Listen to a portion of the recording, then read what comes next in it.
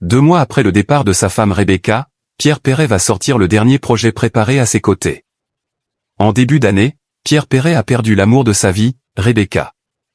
Mais à 91 ans, le chanteur ne se laisse pas abattre. À travers un post Instagram, il explique aller de l'avant, notamment en se maintenant actif et avec plein de projets à venir. Le 3 janvier dernier, Rebecca, née Simone Mazal-Tarim, est décédée à l'âge de 88 ans.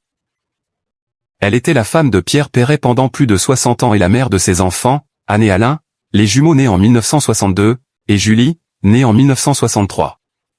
Depuis sa disparition, le chanteur de 91 ans ressent un grand vide dans sa vie.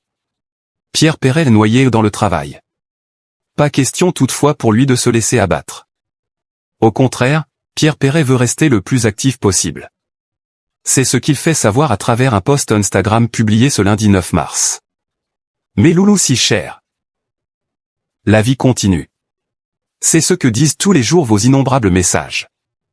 Je me noie dans le boulot, écrit-il.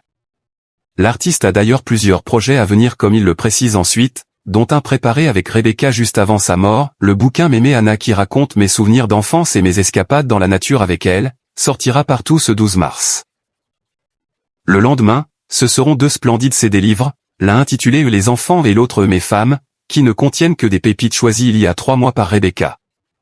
Je tenais beaucoup à ce qu'elle fasse elle-même ce choix. Voilà, vous savez tout.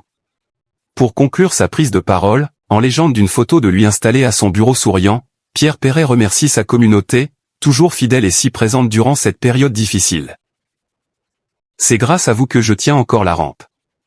Et que je me cramponne à mon stylo pour vous en broder d'autres, puisque vous avez la faiblesse de les aimer. Rebecca décédée à cause d'un accident. Rappelons que le décès de Rebecca fait malheureusement suite à un accident. On venait de terminer notre repas. Rebecca m'a dit, je reviens tout de suite, je passe aux toilettes. L'escalier qui y montait étant en marbre et en colimaçon, je lui ai conseillé d'aller plutôt dans notre chambre. Mais elle ne m'a pas écouté, elle m'a juste dit, j'en ai pour 5 minutes. Elle a lâché la rampe à l'avant-dernière marche, je l'ai retrouvée en bas dans une mare de sang. Elle s'est éteinte 3 semaines plus tard, a-t-il rapporté dans une interview à Paris Match.